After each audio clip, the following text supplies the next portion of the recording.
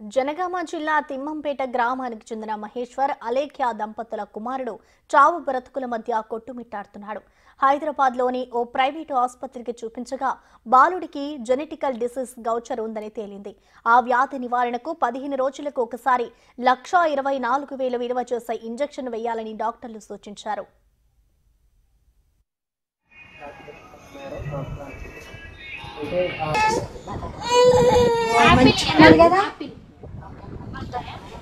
Bone marrow transplantation ద్వారా వ్యాధిని నయం చేయవచ్చని, దానికి 24 లక్షల వరకు ఖర్చు అవుతుందని మరో హాస్పిటల్ డాక్టర్లు చెప్పారు. ఏం చేయని నిస్సహాయ స్థితిలో ఉన్న తల్లిదండ్రులకు ప్రభుత్వం అండగా నిలిచింది.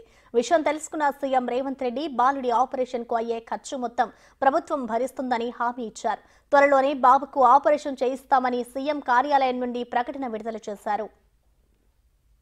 1.5 ఇయర్లో మా బాబుకి జ్వరం వస్తే ఇక్కడ దగ్గరలోని హాస్పిటల్కి తీసుకెళ్ళాము. డాక్టర్లు ఇక్కడ అన్ని పరీక్షలు చేసి బాబుకు చాలా పెద్ద సమస్య ఉన్నట్టున్నది, మీరు నీలోఫర్కి వెళ్ళండి అని వాళ్ళు చెప్పారు. మేము నీలోఫర్ దగ్గరికి వెళ్ళిన తర్వాత మా బాబుని తీసుకొని వెళ్ళాము. అక్కడ మా బాబుకు నెల రోజులు అన్ని టెస్టులు చేసి బాబుకి గౌచర్ డిసీజ్ 1 అని, అది ఒక వింత వ్యాధి, ప్రపంచంలోనే ఒక వింత వ్యాధి ఇది. బాబుకి గౌచర్ డిసీజ్ అనేది వచ్చింది.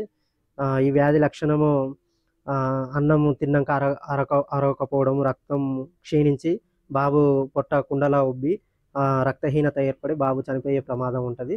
దీనికి ట్రీట్మెంట్ అంటూ ఏది లేదు, మీరు ఒకసారి నిమ్స్కి వెళ్ళండి అని మాకు నీలోఫర్ వాళ్ళు నిమ్స్కి పంపించారు. నిమ్స్ హాస్పిటల్ డాక్టర్లు దీనికి ఎక్కడ చికిత్స ఏం లేదు, ఎంజైమ్ రీప్లేస్మెంట్ థెరపీ అనేది ఒక ట్రీట్మెంట్ ఉంటుంది. అది ఆ ఇంజెక్షన్ 15 రోజులకు ఒకసారి వేయాలి. ఆ ఇంజెక్షన్ కూడా బాబు జీవితకాలం మొత్తం వేయవలసి ఉంటుంది అని చెప్పారు. ఇంజెక్షన్ ఖరీదు 1,24,000గా వాళ్ళు చెప్పారు. అట్లనే వాళ్ళ కమిటీలో ఇంజెక్షన్ కోసం మనం అప్లికేషన్ పెట్టుకుంటే ఒక 6 నెలల తర్వాత అప్రూవ్ అయ్యి వాళ్ళు కొంతమేరకు ఇంజెక్షన్ కూడా శాంక్షన్ చేస్తామని చెప్పారు. ఈ లోపల బాబు 6 నెలలు వ్యవధి పెట్టే వరకు బాబుకు ప్రాబ్లం హెవీగా అయ్యి బాబు కొంచెం బాగా సీరియస్ అయ్యాడు.